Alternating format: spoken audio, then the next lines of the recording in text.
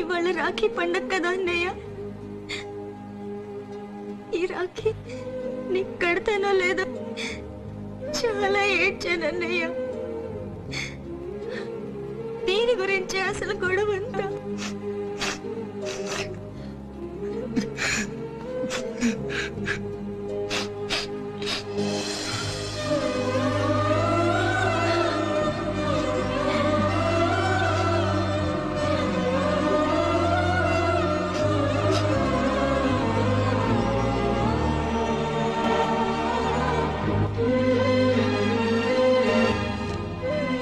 రాఖీ అంటే తెలుసు కదా అన్నయ్య, రక్షాబంధన్.